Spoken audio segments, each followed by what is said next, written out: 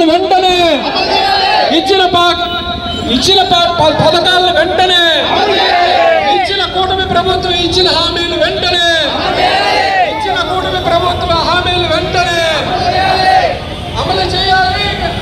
కూటమి ఇచ్చిన హామీలు వెంటనే పథకాలు వెంటనే అమలు చేయాలి. కూటమి ఇచ్చిన హామీలు వెంటనే అమలు చేయాలి. కూటమి ప్రభుత్వం ఇచ్చిన హామీలు వెంటనే అమలు చేయాలి. కూటమి ప్రభుత్వం ఇచ్చిన హామీలు వెంటనే అమలు చేయాలి. కూటమి ప్రభుత్వం ఇచ్చిన అమలు చేయాలి.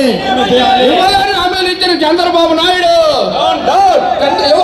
చేయాలని హామీలు ఇచ్చిన చంద్రబాబు నాయుడు చంద్రబాబు నాయుడు జై జగన్ జై జగన్ జై జగన్ జై జగన్. సెక్రటరీ జనరల్ సెక్రటరీగా బాలరావు గారి నమ్మబలికి మీరు మళ్ళా పక్కన చేరినటువంటి పరిస్థితి.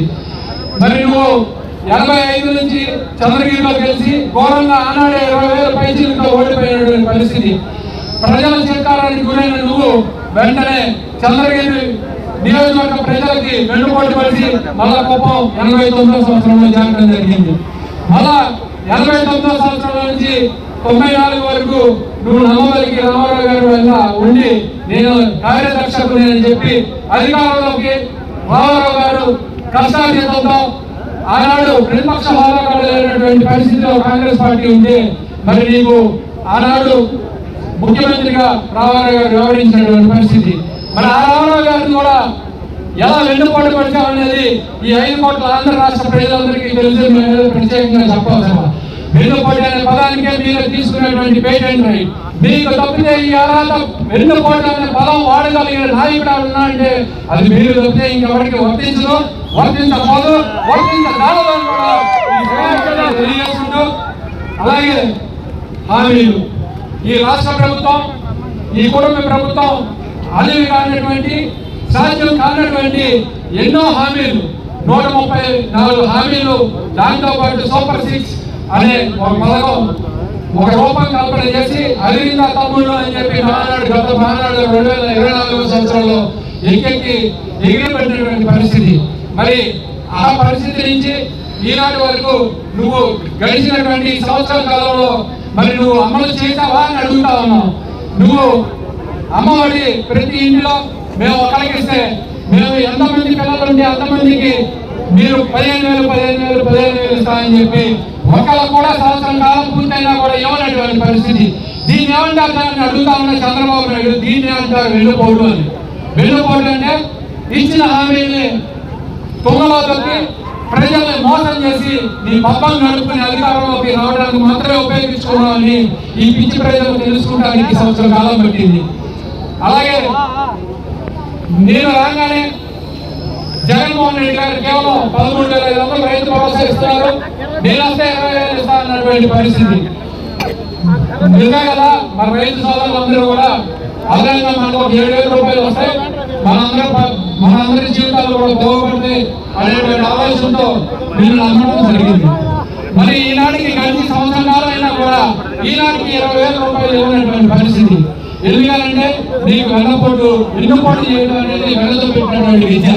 వాళ్ళ రైతు సామాజిక వర్గాల్ని రైతు విభాగాన్ని కూడా మీరు వెన్నుపోటు పడినటువంటి పరిస్థితి. అలాగే మళ్ళా ప్రతి మహిళకి 18 ఏళ్ళు దాటినటువంటి ప్రతి మహిళకి కూడా నెలకు 15,000 ఇస్తానని చెప్పినటువంటి పరిస్థితి. ఇచ్చావా అని అడుగుతా ఉన్నాం. అమ్మాయి ఎవరైనా వచ్చినాయా?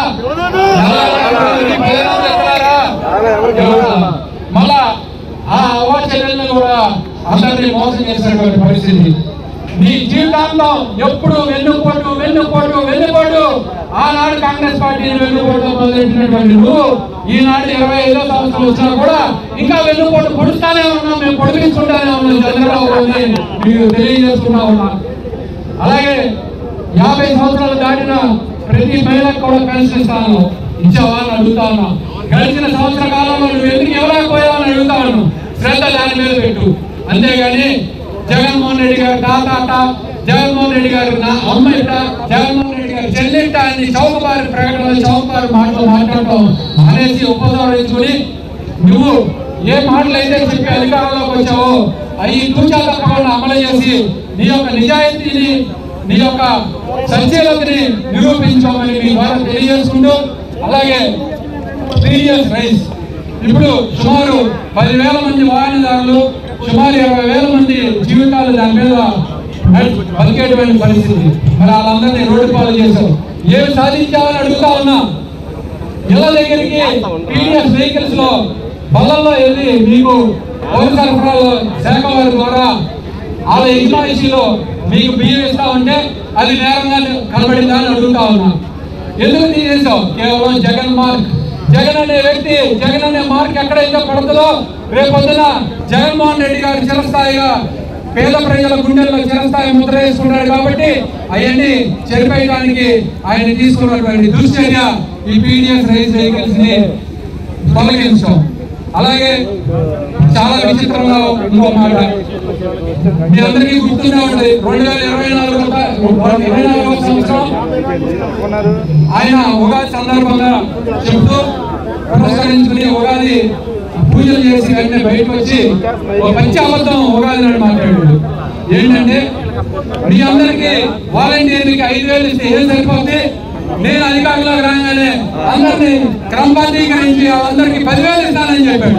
ఈయన ఒకటే చెప్పడం కాకుండా ఈయన చేసేటువంటి మోసపు మాటలు, ఈయన చెప్పేటువంటి అవినీతి మాటలు పవన్ కళ్యాణ్ గారితో కూడా పాపం చెప్పించారు. ఆ పవన్ కళ్యాణ్ గారికి పాపం ఏం తెలియదు. ఆయన కేవలం అధికారంలోకి ఆ కుర్చీలోకి డిప్యూటీ సీఎం అనే కుర్చీలో కూర్చుంటారని కాదాలు ఆడేది చెప్తే ఈ చంద్రబాబు నాయుడు గారికి చూపించేటువంటి దారిని ఈయనకు తెలియకుండానే అతను నమ్మేస్తున్నాడు అనేది గ్రహించుకుంటాం. పాపం చిన్నాడు కదా రాజకీయాల్లో తెలుసుకుంటాం. పాపం బాగా లేట్ అయ్యి ఆయనతో కూడా చెప్పించాడు. ఏమని 5,000 కాదు 10,000 ఇస్తాను ప్రతి ఒక్క వాలంటీర్ అది. మేము 2024 సంవత్సరంలో ఈ కూటమి ప్రభుత్వం ఏర్పడినటువంటి దినం. మరి గడిచిన ఈ సంవత్సర కాలంలో ప్రజలకు ఇచ్చినటువంటి హామీలు 143 హామీలతో పాటు ప్రజలకి ఇచ్చిన సూపర్ 6, సూపర్ 7 పథకాలని అమలు చేస్తామని, రాబోయే కాలంలో పేదరిక నిర్మూలన పూర్తిగా చేస్తామని నమ్మబలికి ఇచ్చిన హామీలని బాండుల రూపంలో ప్రతి ఒక్క ఇంటింటికి తిరిగి ఇచ్చి 18 ఏళ్ళు దాటిన ప్రతి మహిళకి, 50 సంవత్సరాల లోపల ఉన్న ప్రతి మహిళకి 1,500 రూపాయలు నెల ఇస్తానని, అలాగే అమ్మఒడి ప్రతి ఒక్క చదువుకునేటువంటి విద్యార్థికి 15,000 ఎంతమంది ఉంటే అంతమందికి 15,000 ఇస్తానని, రైతు సోదరులకు ఇచ్చినటువంటి 13,500 సరిపోవు, నేను వస్తే ఇంకా మెరుగ్గా మీకు 20,000 రూపాయలు ఇచ్చి మిమ్మల్ని ఆదుకుంటానని చెప్పి రైతు వర్గాన్ని మోసం చేసినటువంటి పరిస్థితి. అలాగే 2,40,000 పైచీలకు ఉన్నటువంటి వాలంటీర్ వ్యవస్థలో ఉద్యోగాలు చేసుకున్నటువంటి ఉద్యోగస్తుల్ని వాళ్ళందరికీ 5,000 చాలదు, మేము వస్తే 10,000 ఇస్తామని చెప్పి వాళ్ళని మోసం చేసినటువంటి పరిస్థితి. మీరు పౌర సరఫరాల శాఖ వాళ్ళు సుమారు 10,000 మంది వాహనదారులందరినీ దాని మీద ఆధారపడి బతికేటువంటి సుమారు 20,000 మంది రోడ్డు మీదకి తీసుకొచ్చి వాళ్ళ జీవితాలు రోడ్డు పాలు చేసినటువంటి పరిస్థితి.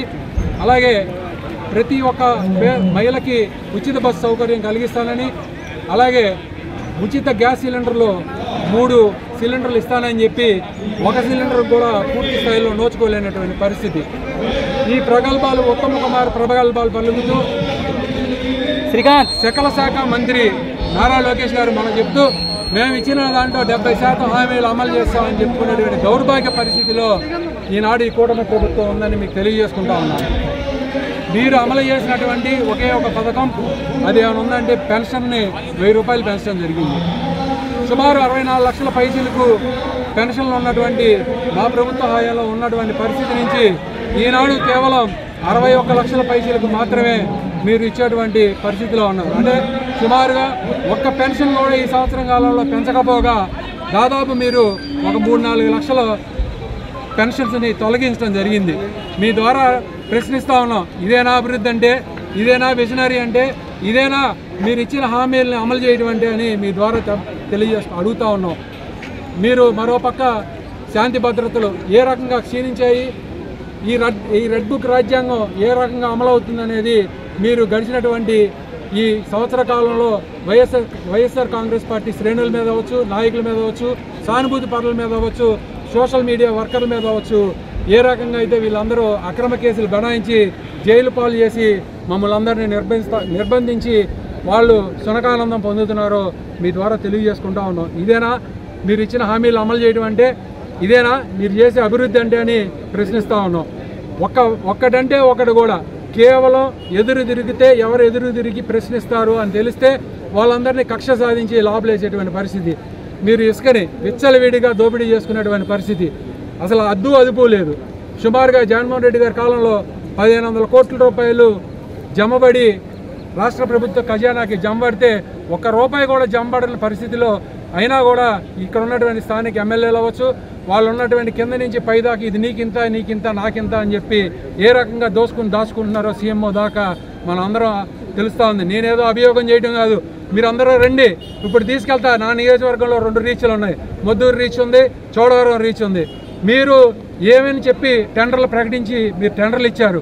వాళ్ళకి ₹78 లోపల ఉన్నటువంటి జల గర్భంలో ఉన్నటువంటి ఇసుకను బయటికి తరలించి టన్నుకి ₹78 ₹68 మేము లోడింగ్ చేస్తామని చెప్పి కాంట్రాక్ట్ కుదుర్చుకుంటే మీరు 6,000 నుంచి ₹8,000 ఎందుకు వసూలు చేస్తున్నారని మీరు అడుగుతా ఉన్నాం. మిగిలినటువంటి సుమారు 20 టన్నులు లారీకి ₹80 చొప్పున వేసుకోండి, ఎంత అయింది? 1600 పోతే 2,000. ఈ పైన ఉన్నటువంటి 4,000 కానీ 6,000 కానీ ఎవరి జేబులోకి వెళ్తున్నాయని అడుగుతా ఉన్నా. ఎక్కడ నిద్రపోతున్నాడు ఈ స్థానిక ఎమ్మెల్యేని అడుగుతా ఉన్నాం. గతంలో 3వ నెలలో అనుకుంటా, నేను బహుశా నాకు గుర్తున్నంత వరకు చోడవరంలో టెంట్ వేసుకుని పొర్లి దొల్లి ఏడిచావు. ఇసుక తరలించుకుపోతున్నారని. నోరు ఎందుకు మెదపట్లేదని అడుగుతా ఉన్నా. వినియోగదారుడికి మోసం జరుగుతూ ఉంటే నువ్వు ఎందుకు మాట్లాడతలేదు అని అడుగుతా ఉన్నా. మీరు కనుక ప్రభుత్వం కనుక తగిన చర్య కనుక తీసుకోకపోతే రాబోయే కాలంలో ఆ ర్యాంపుల్లో కూడా మేము కేవలం 1600 మాత్రమే కట్టించుకుని లోడింగ్ చేసే